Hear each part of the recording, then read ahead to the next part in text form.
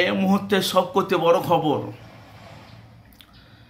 আপনারা জানেন সোশ্যাল মিডিয়ায় যে গতকালকে 12 রবিউল আউয়াল ছিলেন, নবীর জন্মদিন, মানে নবীর আগমনের দিন। গতকালকে আব্বাস সিদ্দিকের একটা ঘটকপুরে ওনার একটা জলসা ছিল, তার একদিন আগে উনি মানুষের কাছে বার্তা দিয়ে দিয়েছিলেন। সেখানকার মানুষ 20 হাঁড়ি বিরিয়ানি করে মানুষকে খাইয়েছে। তারপরে গতকালকে আব্বাস সিদ্দিকি জুম্মার নামাজ আদায় করে সঙ্গে সঙ্গে বেরিয়ে গেছে। কোথায়? ঘটকপুকুরে জলসা করেছে, ভালো করে বুঝবেন।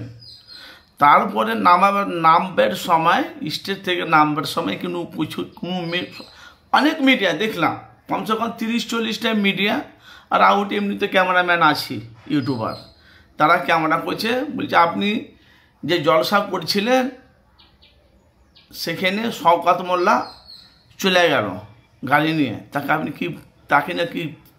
তাকে নিয়ে আপনি কিছু বলবেন?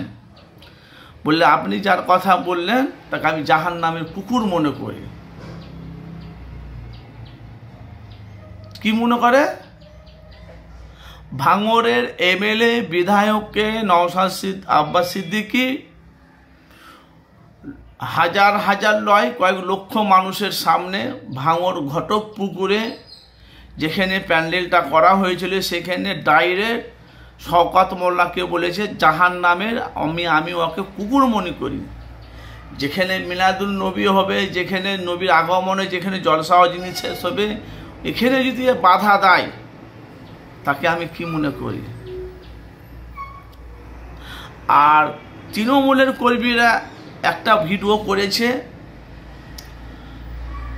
সেটা আপনারা জানেন যে সোশ্যাল মিডিয়া ভাইরাল হয়েছে। আর আমার কাজ হলো মানুষের কাছে সত্যটা তুলে ধরা। ওরা বলেছে নবীর আগমনের দিন ভালো, কোনো অসুবিধা নাই, কিন্তু সেখানে রাজনীতি করবে কে? আব্বাস সিদ্দিকী রাজনীতি করবে, আব্বাস সিদ্দিকী করবে। আর এখানে জলসা অজিনিসাদ করুক, ভালো, নবীর আগমনের দিনে ভালো, কিন্তু সেখানে এসে আবার রাজনীতি মনে করছে, রাজনীতি নিয়ে আলোচনা করছে নবীর আগমনের দিনে স্টেজে। তার সাথে সাথে শওকত মোল্লা যখন এই কথাটা যখন শুনেছে যে আব্বাস সিদ্দিকী আমাকে জাহান্নামে কুকুর মনে করেছে, শওকত মোল্লা বলছে উনি তো নিজেই কুকুর। সেটাই কিন্তু এখন বিভ্রান্ত হচ্ছে। আর দরকার হলে আব্বাস সিদ্দিকী রাজনীতি ময়দানে নামবে।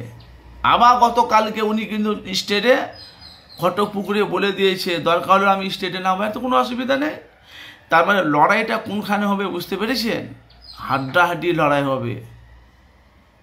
আমরা সাধারণ মানুষ, আমরা ভাই ভোট দেবো, চুপচাপ আমরা থেকেই যাবো, ভালো করে বুঝবেন। কিন্তু এই রাজনীতিটা এমন একটা পজিশনে চলে এসে সামনে বিধানসভায় ভোটে মারমার কাটকাট হাড্ডাহাড্ডি লড়াই হবে। ক্ষোভ হলো আব্বাস সিদ্দিকীর শওকত মোল্লাকে, আর শওকত মোল্লার ক্ষোভ হলো আব্বাস আর নওশাদকে। উনারা জানেন, আপনারা ওখানকার ভাঙড়ের এমএলএ নওশাদ সিদ্দিকী, যেখানে এমএলএ বিধায়ক নওশাদ সিদ্দিকী, তার ওইখানে জলসা করলো আব্বাস সিদ্দিকী। চরম অহংকার দিয়েছে শওকত মোল্লাকে, জাহান্নামে